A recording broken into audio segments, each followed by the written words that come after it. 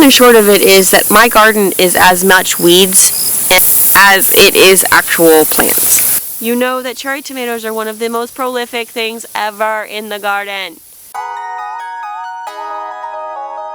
Hi friends, welcome back to Tomatoes, Toddlers, and Tangents, where the garden's a little wild, the toddlers are kinda loud, and nothing's getting done on time. And that's okay. My name is Lauren, and I'm glad that you're here today to talk about garden schedules and harvesting, and how schedules and toddlers really are not friends. So I want to introduce you to our garden, and I'll give you some overview of this garden if you're happening to watch visually, but if you're not, the long and short of it is that my garden is as much weeds, and here in Georgia, weeds equals grass, as it is actual plants. So the majority of what we planted this year was tomatoes. That was kind of by accident. We ended up with about 20 volunteer tomato plants, and since I had space, I left them, and they all turned out to be cherry tomatoes. And if you've gardened for any length of time and tried to grow cherry tomatoes, hi friends, welcome back to Tomatoes, Toddlers, and Tangents, where the garden's a little wild, the toddlers are kinda loud, and nothing's getting done on time. And that's okay. My name is Lauren, and I'm glad that you're here today to talk about garden schedules and harvesting, and how schedules and toddlers really are not friends. So I want to introduce you to our garden, and I'll give you some overview of this garden if you're happening to watch visually, but if you're not, the long and short of it is that my garden is as much weeds, and here in Georgia, weeds equals grass, as it is actual plants. So the majority of what we planted this year was tomatoes. That was kind of by accident. We ended up with about 20 volunteer tomato plants, and since I had space, I left them, and they all turned out to be cherry tomatoes. And if you've gardened for any length of time and tried to grow cherry tomatoes, you know that cherry tomatoes are one of the most prolific things ever in the garden. And I have like 25 of them. It's crazy. The bad part, though, is the majority of the tomatoes, and we grew quite a few indeterminate ones, the bush variety, the paste tomatoes for sauce and stuff, preserving, and those all came ripe the week before we left to go out of town, like the Thursday or Friday before we left to leave on Saturday. So I did not have time to get all of those pulled in. I meant to try on Friday to get as much of them pulled in and at least frozen, but of course that did not happen with trying to pack to go out of town. We were gone for a week, and then when we came back the week after that, it rained hard. I mean, soft rain, but rained forever for like 4 days in a row. It just rained and rained and rained. So obviously we did not get out here into the garden, and now my garden genuinely looks like a weed field. It's crazy. We're gonna go in and try and see what we can salvage, because there were still some potatoes in the ground that didn't get harvested. There's still some onions in the ground, which all should have been harvested like a month ago. But we may or may not have tried to take on a lot this summer, because we did meat chickens, and we ended up through a fluke with about twice as many meat chickens as we originally intended, because we got a bunch given to us for free, so we couldn't say no. I mean, we could have, but we didn't. We also brought home a way too good to be true. We had just stopped looking when the perfect opportunity popped up, milk cow, including calf.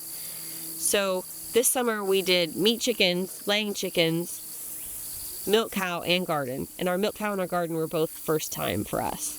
So we're still learning a lot about scheduling, especially in the garden, because the garden just takes a continual effort.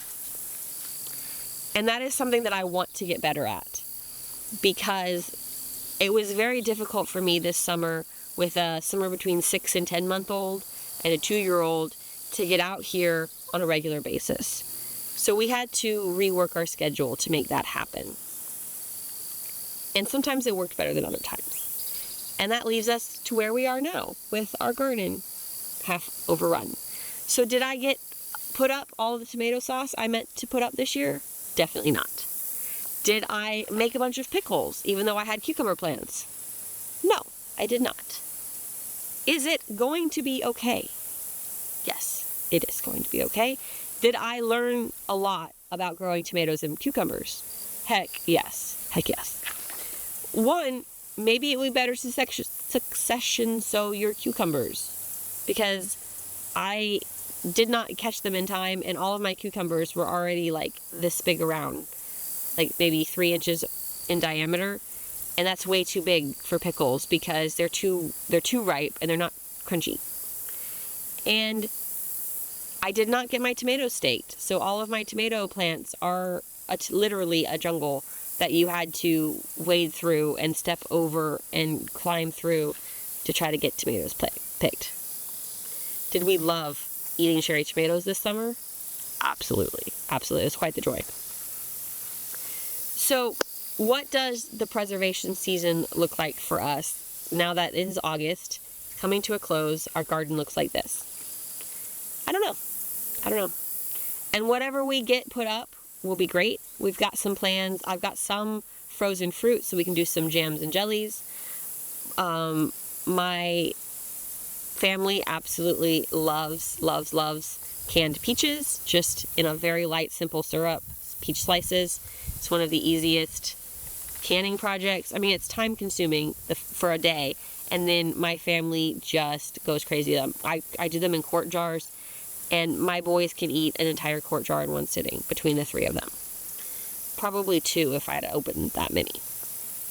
We're also going to do apples to make applesauce, because once again, I have a 10-month-old who can down him some applesauce. But peaches and apples don't grow on our homestead yet. It's in the plans for the future. Not there yet. But for what's actually in the garden this year, we are going to see if any of these tomatoes are still any good. We're just going to go in there and do a harvest on what's there. Try and dig out the potatoes and the onions, and I think there were a couple carrots that, like a handful that got missed. And we're going to see what is there. And then we are going to probably tarp the garden for at least a little while, and maybe put the chickens in it, maybe not, because there is some perennial stuff around the edges. So if I put the chickens in here, I'll have to block off those sections, because we have asparagus in one section and strawberries in one section and a couple elderberry bushes, those kinds of things, which I don't want the chickens to ruin. But either the chickens or the tarp will go in here in the middle, and we'll try again next year. Our goal is that we would expand the garden, because when we start getting into potatoes and stuff on a year scale, this garden's not going to be big enough. But if I don't get to that next year, I am not going to be sad, because obviously I haven't learned to manage this garden yet. So making it bigger, do we need it in order to feed ourselves completely for a year? Probably. This garden's probably not big enough to feed our entire family for an entire year. And there's only 4 of us, and 2 of them are 2 and under. So, yeah. However, anything that we do grow is benefit. So I'm taking it as this is a learning experience. Didn't go the way I intended it to go. That's okay. But everything we did get out of this garden was, one, things I didn't have to buy at the grocery store, and it was better nutrition for my family that they got to eat. And I'm just going to take it for that. I'm just going to take that for what it's worth, because I can't fix it. I can only learn from it. And I will say that the other thing that's fun about tomatoes and toddlers, Blaine will literally eat cherry tomatoes like most toddlers eat grapes, just picking them up and popping them in his mouth. And he would go through with this garden with me with a big bowl, and I would pick the tomatoes and throw them in his bowl, and he'd carry the bowl around. It was the most adorable thing. He was super helpful. Not really, but he thought he was super helpful. And we had some great times in this garden, me and Blaine. Sometimes Rydian was on my back, sometimes he was with Brian, but for the most part, it was me and Blaine in this garden. And toddlers don't understand everything there is to know about gardening.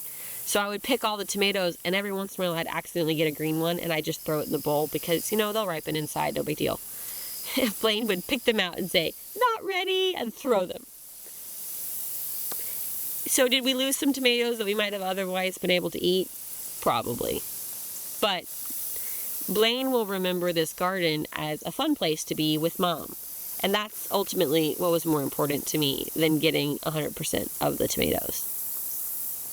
So let me take you on a little quick tour of where this garden is right now. And I guess what I'm wanting you to learn from this or take away from this is it's okay that it's not perfect. Does this garden look like someone who would talk to you at Homesteaders of America about gardening? Absolutely not. But remember, they've all been doing this for 15 or 20 years, and I've been doing this for 1. And it's okay not to be perfect from the get-go. And it's okay not to know everything, but to just get started anyway. And it's okay that half my tomatoes rotted literally on the vine because I did not get to them. Because no one is perfect, especially not a learner. And do we have some big plans for what to do with this garden over the next few months as it gets cooler and we can be outside more? Yeah, we got to finish fencing it. We've got to redo some of our rows and, figure out what the heck to do with all those weeds. But it's okay. It's perfectly imperfect. So thank you for joining me today on Tomatoes, Toddlers, and Tangents. And remember, at the end of the day, keep on growing, even if it's messy.